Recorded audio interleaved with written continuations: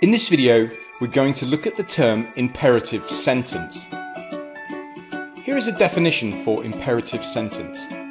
An imperative sentence is a sentence that gives a direct command. Here's an example. Tidy your room. That is a command.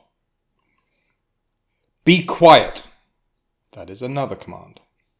Notice that this one ends with a full stop or a period if you're American, and this one ends in an exclamation mark. These are the two ways you can end an imperative sentence. More on that later. They were some simple examples. Let's put up some real examples. Don't count the days, make the days count. Quotation by Muhammad Ali. Go, never darken my towels again. A quotation by comedian Groucho Marx. Notice the top one ends with full stops and the bottom one ends with exclamation marks. Look at the top one, don't count the days. This is a direct command telling you not to do something. Just keep this in mind for now. We will talk about this point later. So we've just seen some examples of imperative sentences, but actually there are 4 sentence types, and now's a good time to talk about them. So the one we've just covered is imperative sentence. An imperative sentence gives a command. Buy 2 oranges. That's a command. You can also have a declarative sentence. A declarative sentence makes a statement. Tomatoes are red. Or an interrogative sentence, which asks a question. Do you like garlic? Or an exclamatory sentence, which expresses emotion. I hate onions. Now, look at how these end. A full stop or a period for an imperative sentence, a full stop for a declarative sentence, a question mark for an interrogative sentence, and an exclamation mark for an exclamatory sentence. Now, as we've already covered, you can also end an imperative sentence with an exclamation mark, and it gives the command more force. Let's put up some more examples. Get in your tanks. It's a command. A lie told often enough becomes the truth. Well, that's just a statement. It's a declarative sentence. What is history but a fable agreed upon? That's a question, an interrogative sentence. Ouch, that hurts. That expresses emotion. It's an exclamatory sentence.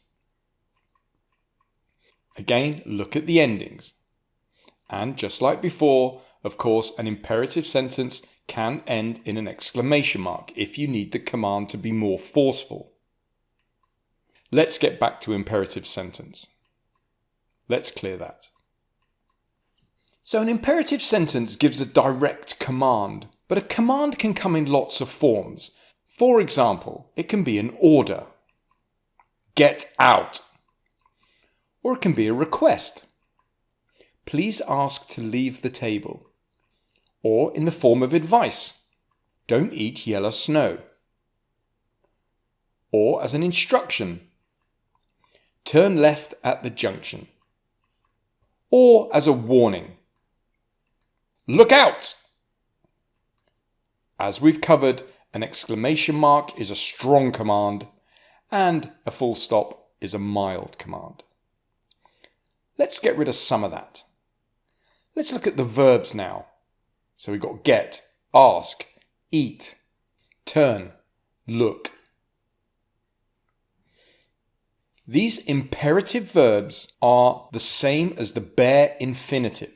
You might know the infinitive verb as the one with the to in front.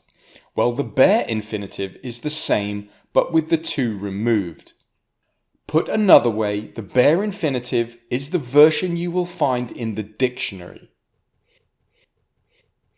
Remember that Muhammad Ali quotation where he said, "Don't count the days." If you need the negative version of an imperative verb, just add do not to the front of the bare infinitive, or the word don't, like in the quotation. Of course, don't is a contraction of do not. Okay, let's clear that. Before we finish, I want to just talk about two common errors with imperative sentences. Be careful with the word myself in an imperative sentence. Please contact your manager or myself with any suggestions. No, this is wrong. Here is a correction. Please contact me or your manager with any suggestions. The word myself is a reflexive pronoun, and there is more about this error in the lesson on reflexive pronouns. Here is the second one. Be careful with exclamation marks. For a mild command, you can use a full stop. For a more forceful command, you can use an exclamation mark. But be careful with exclamation marks because the amount of intended force is not always obvious to the reader.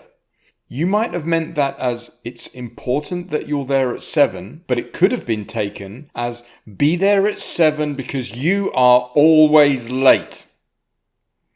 And that could offend. So just be careful with exclamation marks. It's not always obvious how much force is intended. So these are both correct.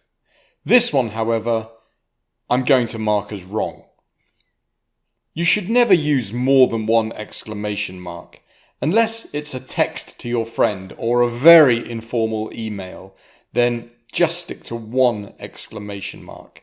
Exclamation marks should be used sparingly. If you find yourself having to use more than one, then you should probably adjust your style of writing. There is more about this in our lesson on exclamation marks. Okay, let's put up a summarizing slide. An imperative sentence is a sentence that gives a direct command.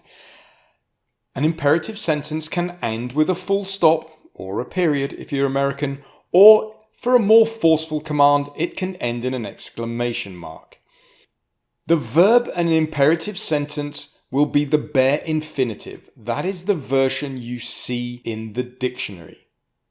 To put it another way, it's the version you will see with the word to in front, but with the to removed. And to form the negative version, just put do not or don't in front. That is everything I want to say about imperative sentences.